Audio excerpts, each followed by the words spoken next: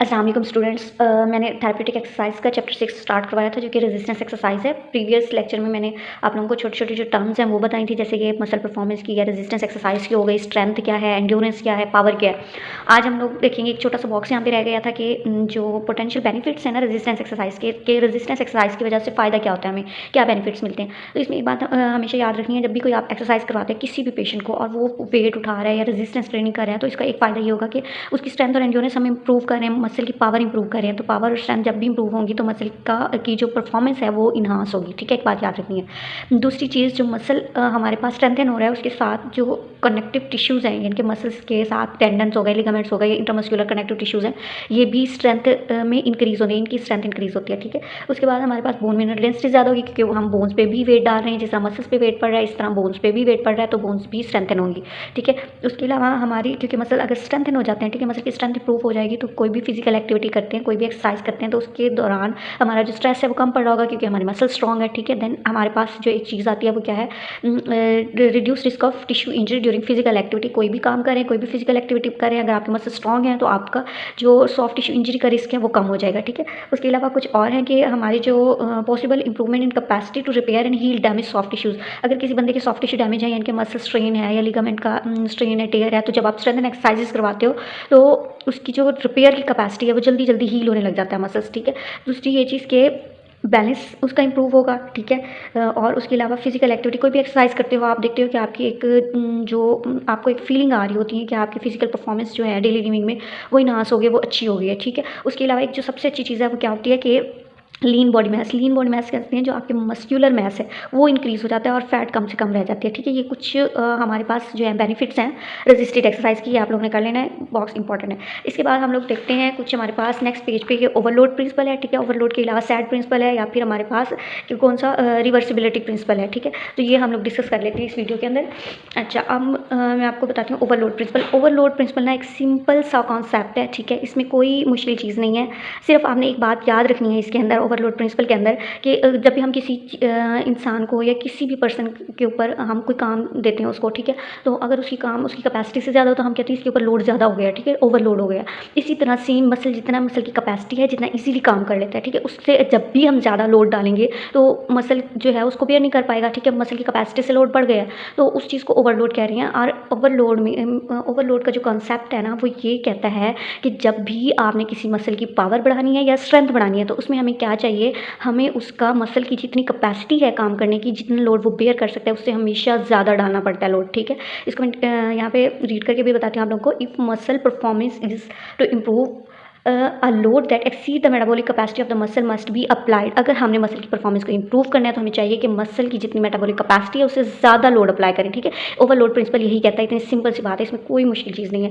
ठीक है, जिसमें muscle must be challenge to perform at a level greater than that to which it is custom. मतलब normally एक muscle की capacity है कि आप लोगों की कैपेसिटी कि आप 5 किलो का वजन उठा सकते हो, तो मैं आपको 6 किलो का वजन उठाने के लिए दूंगी अगर मैंने आपके मसल की स्ट्रेंथ गेन करनी है या पावर इंप्रूव करनी है, तो उसमें थोड़ा सा वेट बढ़ा देते हैं। अच्छा, इसमें थोड़ी सी चीज़ें हैं जो जिनका आपने ख्याल रखना है। उसमें यह है कि जब हम ये करते हैं ना ओवरलोड प्रिंसिपल की को अप्लाई करते हैं किसी पे, तो या तो हम इंटेंसिटी बढ़ा देते हैं या फिर वॉल्यूम बढ़ा देते हैं एक्सरसाइज का। इंटेंसिटी और वॉल्यूम क्या होता है? इंटेंसिटी होती है कि हम वेट उस पर कितना अप्लाई कर रहे हैं। ठीक है, जो हम रेजिस्टेंस दे रहे हैं, रेजिस्टेंस की वजह से जो वेट पड़ रहा है, ठीक है, वो कितना है।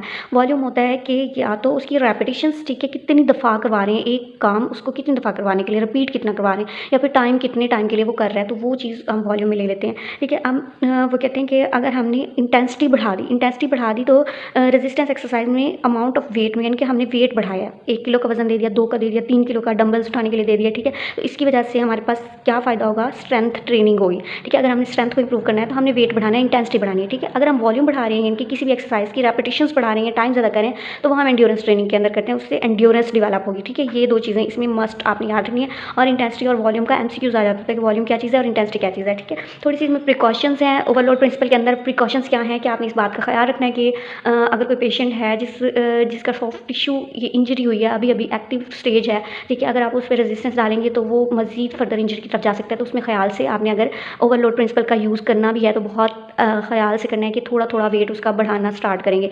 दूसरी चीज़ ये कि जो ओल्ड पीपल होते हैं, बूढ़े लोग होते हैं, वो भी इतना ज़्यादा वेट सडनली यानी कि वो कोप नहीं कर पाते, तो उन पे भी हमें थोड़ा सा वेट थोड़ा आहिस्ता आहिस्ता बढ़ाते हैं, ठीक है। तो इस तरह की कुछ प्रिकॉशंस हैं छोटी छोटी, तो उनका ख्याल रखना है। नेक्स्ट हमारे पास ओवरलोड प्रिंसिपल के अलावा नेक्स्ट हमारे पास है सैड प्रिंसिपल, ठीक है। सैड क्या है? सैड हम कहते हैं specific adaptation to impose demand. अब ये सैड प्रिंसिपल क्या कहता है? सैड प्रिंसिपल कहता है कि जो आपने इम्पोज डिमांड यानी कि डिमांड आपके मसल्स पे जो होगी, ठीक है, मसल उसी के अकॉर्डिंग अडेप्ट होगा, यानी कि आपने जो काम मसल को करवाया है, मसल उसी के अकॉर्डिंग चेंजेस लाएगा अपने अंदर। फॉर एग्जाम्पल, एक बंदे को मैं स्टेयर्स क्लाइंबिंग करवा रही हूँ, ठीक है, बार बार मैं कह रही हूँ कि स्टेयर्स पे क्लाइंबिंग करो, ऊपर जाओ, तो इस एक्सरसाइज की वजह से क्या होगी, उसकी मसल की जो एंड्योरेंस है वो अच्छी होगी स्टेयर्स क्लाइंबिंग के अकॉर्डिंग, वो एक अच्छा स्विमर नहीं बन जाएगा, ठीक है। सिंपल सी चीज़ है कि जिस एक्सरसाइज की आप ट्रेनिंग करवाओगे उसी के ही अकॉर्डिंग रिजल्ट्स आएंगे, ठीक है। या फिर ये भी हो सकता है कि आप अगर अपर लिम्ब की एक्सरसाइजेस करा रहे हो, ठीक है, तो इसका मतलब अपर लिम्ब ही स्ट्रांग होंगे, अपर लिम्ब के मसल ही स्ट्रांग होंगे, लोअर लिम्ब के नहीं होंगे। स्पेसिफिसिटी जो है यही है कि आप हर चीज़ की डिमांड के अकॉर्डिंग स्पेसिफिक एडेप्टेशन लेके आते हो मसल में, ठीक है। इसको एक्सटेंशन ऑफ वुल्फ लॉ भी कहते हैं। इसमें थोड़ा सा रीड कर लेते हैं। Body system adapt over time to stresses placed. जिस तरह का स्ट्रेस प्लेस करेंगे उसी तरह का ही मसल जो है अडेप्टेशन आएंगी मसल में, ठीक है। अब स्पेसिफिसिटी ट्रेनिंग क्या है?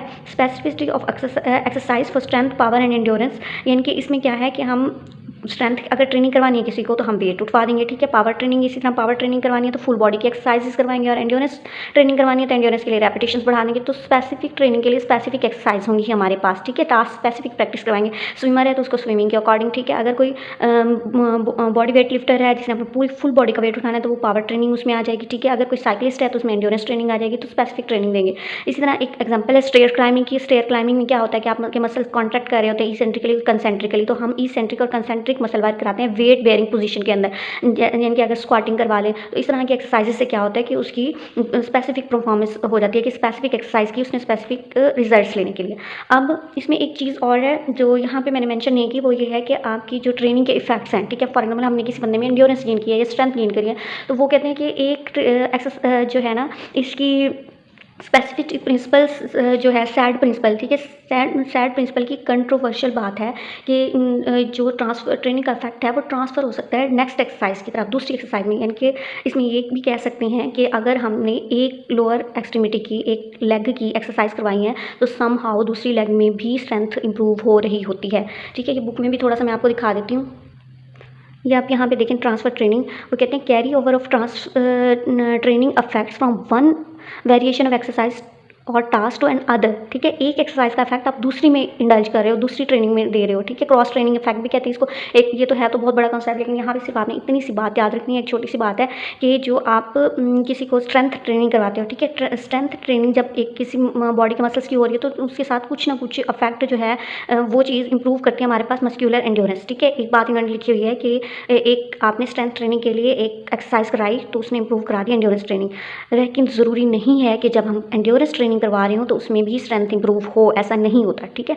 ये तो हो गई ट्रांसफर ट्रेनिंग। उसके बाद नेक्स्ट चीज़ हमारे पास है रिवर्सिबिलिटी प्रिंसिपल, ठीक है। रिवर्सिबिलिटी प्रिंसिपल क्या कहता है? रिवर्सिबिलिटी प्रिंसिपल कहता है कि जो आपकी ट्रेनिंग जो इफेक्ट्स हैं, ठीक है, ट्रेनिंग आपने करवाई किसी को, power training, strength training, endurance training जो भी करवाई है, उसके जितनी भी आपकी मसल की परफॉर्मेंस इंप्रूव हुई है वो टेम्परेरी होती है, ठीक है। वो थोड़े से टाइम के बाद डिक्रीज होना स्टार्ट हो जाती है अगर आप वो एक्सरसाइज करना बंद करते हो, ठीक है। जैसे एक है कि कोई बंदा डाइट करता है, ठीक है, जब वो डाइट को ख़त्म कर देगा या डाइट करनी बंद कर देगा तो आहिस्ता आहिस्ता जब वो दोबारा से चीज़ें खाना स्टार्ट करेगा तो दोबारा मोटापे की तरफ जाएगा।